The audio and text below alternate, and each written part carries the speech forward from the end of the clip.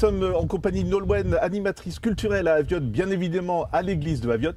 On va découvrir des secrets parce qu'on a eu le plaisir de faire une émission avec vous. Et maintenant, on va rentrer un petit peu plus dans le détail. Qu'est-ce qu'on découvre en premier, par exemple? Alors pour les premiers secrets que je vais vous dévoiler aujourd'hui, on va aller voir les menottes qui sont à l'intérieur de la recevresse. Alors, une histoire toute particulière, hein.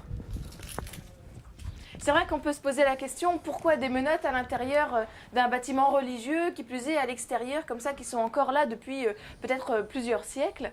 On suppose en fait que ces menottes ont été des chaînes pour des prisonniers, et quand ces mêmes prisonniers ont prié Notre-Dame d'Aviotte pour être libérés, quand ils ont été libérés, en signe de remerciement, ils seraient venus déposer leurs chaînes ici, en remerciement. Nolwenn, nous sommes rentrés à l'intérieur de l'église. Qu'est-ce qu'on découvre, par exemple? Je voulais vous présenter ici ce calcaire du XVe siècle qui représente Sainte Ursule et les 11 000 vierges. À l'époque, Sainte Ursule, c'était une princesse scandinave qui devait épouser un prince prussien. Mais comme le prince n'était pas catholique, il fallait le convertir et ils seraient partis ensemble en pèlerinage jusque Rome. Mais pas tout seuls, ils auraient pris dans leur bagage 11 000 vierges. Le mariage devait être célébré à Cologne, mais Cologne était à l'époque assiégée par les Huns. Et Attila, le chef des Huns, en voyant Sainte Ursule, la beauté de Sainte Ursule, la voulait pour lui tout seul, elle a refusé et tout le monde aurait été massacré. Depuis, Sainte Ursule, c'est la sainte patronne de Cologne, mais la particularité de cette statue à Aviotte, si vous le voyez, eh bien, sa tête est à moitié abîmée. Ce qu'on disait à Aviotte, c'est qu'en apposant la tête de Sainte Ursule sur la tête des frénétiques atteints de maladies mentales de l'époque, eh bien, on voyait des guérisons. Alors la légende ne dit pas quelle force on mettait en apposant la tête de Sainte Ursule sur les frénétiques.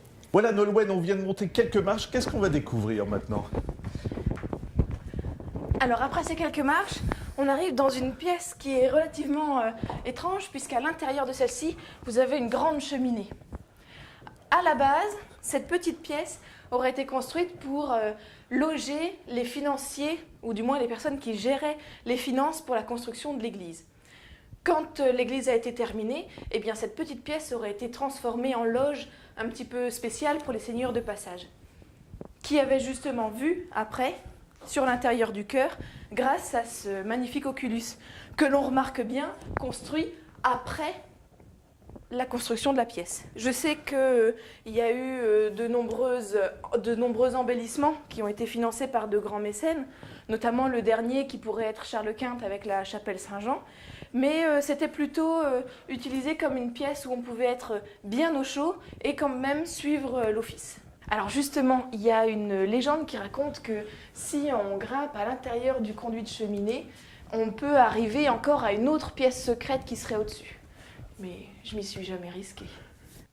La clé de voûte que vous avez juste à l'intérieur de cette petite pièce, elle est très végétale et justement ça rappelle la pierre qui forme l'intérieur des voûtes. Normalement la voûte elle doit être enduite et là on peut bien voir le calcaire qui est présent au-dessus. Et en fait cette pierre qu'on appelle le cron, c'est une pierre végétale qui se forme avec les sédiments calcaires de l'eau pendant plusieurs milliers d'années. Et c'est une pierre très légère, aussi légère que la pierre ponce. C'est pour ça qu'on l'utilise à l'intérieur des voûtes. Voilà, Nolwenn, encore une fois, merci, parce qu'on découvre vraiment des endroits, on va dire, un petit peu secrets. On est dans quelle pièce, cette fois-ci? Parce qu'elle est minuscule, on va dire, hein. Alors, je ne peux pas t'accompagner à l'intérieur, puisque y a peut-être 2 mètres de hauteur sous la voûte et puis 2 mètres de large. C'est une petite pièce qui est absolument magnifique, parce qu'elle est voûtée, regardez les voûtes absolument magnifiques, et qui aurait peut-être servi à un ermite. On est au pied de la tour nord, qui mène jusqu'aux cloches, et c'est une petite trouvaille qui est vraiment remarquable. On est monté à la hauteur de l'orgue, mais étonnamment, on va dire, c'est pas l'orgue qui nous intéresse, mais ce qu'il y a écrit dessus, finalement.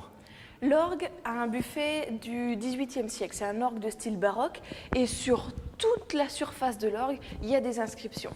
Ce sont peut-être les premières traces de vandalisme, peut-être périurbain de l'époque, mais aujourd'hui ce sont des vraies traces du passé. On a des dates, 1928, qu'est-ce qu'on a d'autre, 1930, Et si on s'amuse, alors du coup, parce que vous venez de me le montrer, à aller derrière l'orgue, là ça devient carrément passionnant. Hein. Alors sur le joint des pierres, vous avez des inscriptions au crayon de bois, crayon de papier, qui datent du début du XXe siècle. Ce sont des personnes qui sont parties en exode de la Première Guerre mondiale et qui ont marqué leur passage ici sur les pierres derrière l'orgue. Nolwenn, alors encore une fois privilégié, juste à côté de l'orgue, on a une sortie sur l'extérieur et là qu'est-ce qu'on découvre alors tout simplement? On est à l'extérieur, on est sur le balcon du grand portail juste derrière le Christ en majesté. On a d'un côté la grande rosace qui vient derrière le Christ comme une grande auréole et de l'autre côté on a une belle vue sur tout le village. On peut voir les sculptures qu'il y a tout autour de nous, de chaque côté, sur le grand portail. On est redescendu dans la nef pour découvrir une statue qui est en fait issue d'une légende. Je vous laisse nous en parler parce qu'elle est vraiment très jolie en plus. On a ici encore un calcaire du XVe siècle. Celui-ci est polychrome. Il a encore gardé toutes ses couleurs. Il représente la légende du Warabouk. Le Warabouk, ce devait être un terrible monstre, mi-homme, mi-bouc. En plus, il était vert, qui terrorisait les jeunes filles d'Aviotte, qui emmenaient les sorcières au sabbat dans la forêt et qui devaient en croquer quelques-unes. Et un jour, une jeune femme, forte de sa dévotion envers la Vierge, est venue la prier pour réunir tout le courage nécessaire et l'aide de Notre-Dame d'Aviotte pour affronter le monstre. Et elle se serait approchée de l'orée du bois à l'aube. Et elle aurait attendu le Warabouk qui est arrivé. Il voulait l'emmener dans la forêt voir les sorcières. Elle serait montée sur son dos. Une fois sur son dos, elle fait le signe de croix qui pétrifie totalement le monstre. Donc ça, c'est la légende d'Aviotte. Mais en fait, ce qu'il faut voir dans cette sculpture, c'est simplement Sainte Marguerite d'Antioche hissant du dragon. Comme quoi, une parabole biblique peut être transformée en une sculpture pour prévenir les enfants de ne pas aller trop tard dans la forêt. Nolwenn, on arrive au terme de notre émission. Dernière curiosité spectaculaire, qu'est-ce qui se déroule derrière vous? C'est le pèlerinage d'Aviotte. À Aviotte, tous les 16 juillet, on a un pèlerinage séculaire. Ça fait plusieurs siècles que les gens viennent faire la fête de la Vierge Marie. Donc ils prennent Notre-Dame d'Aviotte en procession à travers le village. Voilà, on va se quitter. Simplement, des petits rendez-vous, on en profite hein, tous les dimanches par exemple, des choses comme ça. Dites-nous ce qu'on peut voir à Aviotte. Eh bien, venez tous les premiers dimanches du mois au marché fermier d'Aviotte. Et sinon, le prochain grand rendez-vous, ce sera les Journées du patrimoine, les 15 et 16 septembre.